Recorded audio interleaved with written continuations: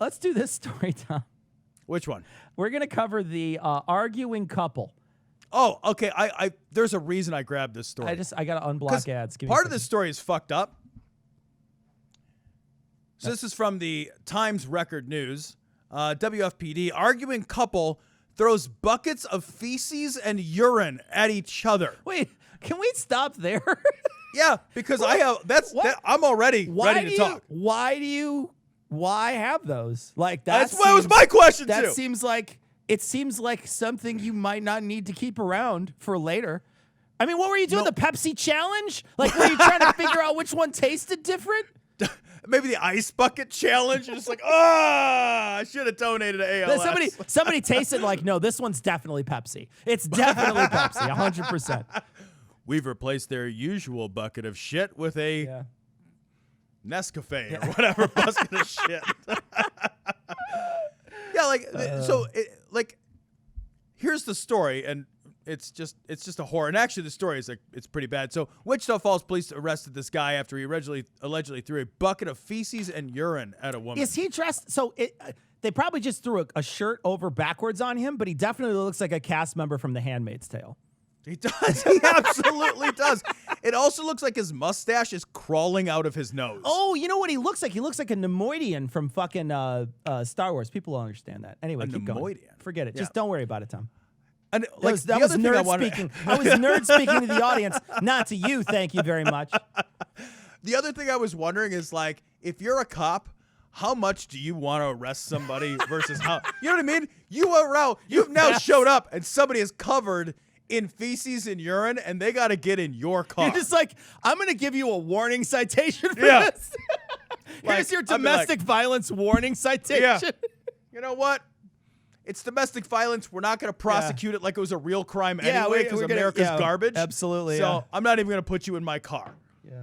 Like I can't even imagine you show up and you're just like, man, why did I draw the short straw on this one? And the rest of the story is actually pretty awful because like it's just a domestic violence thing. So I actually don't want to read the rest of it. You don't have to read the rest of it. Well, I just wanted to talk about the guy and his amazing outfit. And your life has gone horribly wrong if there is ever a bucket of feces and urine in it. A whole bucket of it. I mean, unless it means that somehow the entire sewer system in your neighborhood is backing up into your house and you have to bucket it out somehow or something, then I'll allow it. But other than that, there should never just be a bucket full of that stuff around you. If you're outside, you'd bury it. Yeah, well, I was going to say, like, I actually have like a luggable loo, which is essentially a bucket with a toilet seat lid for camping. Oh, like, do you? Yeah, and I've never used that. You never brought that to Michigan. We used to have to just hold it. Hold on. No, I'm going to tell this story. So Tom has friends, our relatives who have land up in Michigan, and we've talked about the land in Michigan before because someone brought a cannon onto it, and we told that story on the show. I don't know where it is, but it's on the archive somewhere where there's this guy, this fucking Michigan militia guy, brings a cannon on a dolly, literally on a carpet dolly, and shoots a potato out of it. It was the craziest shit of our life. Anyway, we're just hanging out up there, and we used to go up there we'd go trap shooting. So we would bring a couple of throwers and a bunch of clay pigeons and a bunch of shotgun shells, and we would just play games all day and shoot clay pigeons out of the air. And Tom and I like to and other people, we have a lot of other friends who do this. We all travel up there in a caravan, and it's secluded. It's really far away. There's no plumbing, no electricity. It's really just a primitive campsite. Yeah. And so every time we go up there, everyone there, except for me, because I'm the only one who does it, everybody's like, nope, I'm going to hold it all weekend long. Like, you guys are just like it's 4 days. A competition where you guys are like eating blocks of cheese to not shit. And I'm just like, no, I'm going to go behind the thing over there. I'm going to dig a hole and I'm going to shit in a hole. And you guys are like, nope, packing up a big boy, gonna rock that big.